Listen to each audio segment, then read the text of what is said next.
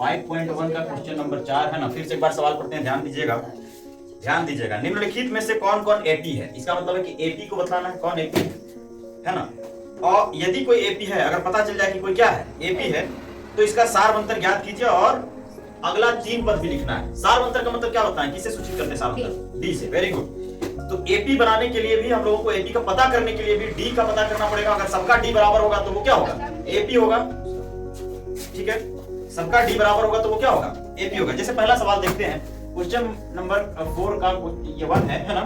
सवाल है 2 4 8 16, 2 4 8 16। ठीक है, ये हमें दिया गया, ठीक है जी, डॉट डॉट डॉट, है ना। तो 2 4 16 ये दिया गया है। अब बतलाना है कि क्या ये एपी है या नहीं। ठीक है, तो एपी बनाने के लिए सबसे पहले हम लोग क्या करते हैं, इसको लिखेंगे यहां। ठीक है, A1, ठीक है, ये क्या है बोलिए? A1 ये क्या है? ये क्या है? और ये ऐसे है। तो हम लोगों को क्या करना होगा? D1 प्राप्त करना होगा। D1 करने के लिए लिखेंगे A2 माइनस A1। तो A2 मतलब 4 माइनस 2, तो 4 में 2 हटाएंगे 2। ठीक है, इसी तरह से D2 प्राप्त करेंगे। तो D2 के लिए क्या लिखेंगे बोलिए? A3 minus A2। A3 कितना है? 8 माइनस 4, कितना बचेगा? 4। अब आगे जाने की भी आवश्यकता नहीं है। अगर यहाँ 2 है, यहाँ भी 2 आता तो आगे जाते D3 निकालते, लेकिन ये 2 है और ये 4 आ गया, तो अब आगे जाने की आवश्यकता नहीं है। नीचे सीधे लिखेंगे D1 is not equal to क्या? D2। अतः दी गई श्रेणी AP नहीं है। क्या नहीं है? AP नहीं है। समझ में आई बात? खाली AP का पता करना रहता है। उसी तरह से दूसरा सवाल है। दूसरा सवाल बताइए क्या है दूसरा सवाल? दूसरा सवाल में है 2 है, सिर्फ कॉमा दे करके है, 5/2 है, 5/2, फिर है 3, फिर है 7/2। ठीक है जी। अब इसको पता करना है, बताइए क्या कहें? लिखेंगे यहाँ A1, A2, A3 और A4 तक दिया हुआ है। ठीक है ना। अब बताइए कि सबसे पहले क्या करेंगे? तो D1 निकालेंगे। तो D1 बराबर लिखना होगा A2 माइनस A1। मतलब क्या पता चला कि 5/2 माइनस 2 लिखना पड़ेगा, इसके नीचे 1 है ना। एलसीएम लेंगे, 2 और 1 कैल्शियम 2, तो यहाँ 5 हो जाएगा, माइनस यहाँ 4 हो जाएगा। कितना बचेगा? 1/2। इसी तरह से D2 निकालेंगे। तो D2 के लिए A3 माइनस A2 करना पड़ेगा। A3 कितना बोलिए?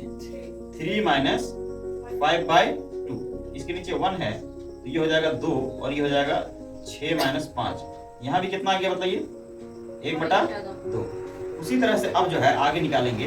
ठीक है, आगे क्या करेंगे? D1 निकल गया है, D1 और D2 निकल गया था, क्या निकालेंगे?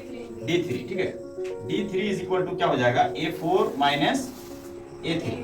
A4 कितना है भाई? 7/2 और A3 कितना है? 3। इसके नीचे 1 छुपा हुआ है, तो ये हो जाएगा 2, ये 7 माइनस 6। 7 माइनस 6 कितना होगा? 1/2। इससे पता चला कि अतः, है ना, ये D1 is equal to D2 is equal to D3 है ना, है? तो अतः क्या है ये? अतः यह AP है। ठीक है, AP है, श्रेणी नहीं है। क्या है? अगर AP हो जाए तो इसका अगला क्या पद निकालना है? 3 पद, है ना। तो लिखेंगे अब इसके अगले 3 पद, इसके अगले 3 पद बतलाइए। जो AP नहीं रहेगा उसका तो AP ने अगला नहीं निकालना है, लेकिन जो AP रहेगा उसका आगे का भी 3 पद निकालना है। इसमें कितना पद तक दिया हुआ है? 4। तो इसका 5वां पद निकालना पड़ेगा। बताइए 5वां पद को क्या बोलेंगे? A4 माइनस, हाँ, A4 माइनस A3। अरे A plus 4D, A plus, यही ना बताए हैं। तब A का मान कितना है? पहला पद को ये बोलते हैं। A का मान कितना है? 2 प्लस 4 इंटू D का मान कितना है? बताइए D कितना है? सबका D कितना है? 1/2। 2 1 2, 2 दूनी 4। ये 2 प्लस 2 कितना हो गया? 4। समझ गए कि नहीं समझ गए? इसी तरह से A6 निकालना होगा। क्या निकालना होगा? तो A6 के लिए क्या लिखेंगे? A plus 5D। तो A को लिखना होगा 2 प्लस 5 इंटू D का मान है 1/2। ठीक है जी। तो 2 प्लस 5 का 5/2 यही होगा। इसके नीचे 1 छुपा हुआ है, यहाँ पर भी एलसीएम लेंगे तो ये 2 लिखा जाएगा और ये 2 दूनी कितना हो जाएगा? 4 प्लस 5 बराबर 5 4 9/2। समझ गए।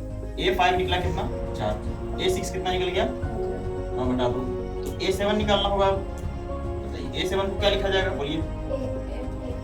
A plus 16, good. A का मान है 2 + 6 इंटू D का मान 1/2, ये फिर कट जाएगा, 2 × 2 2 × 6, यहाँ बचेगा 2 और यहाँ 3, 2 और 3 5, हो गया कि नहीं हो गया।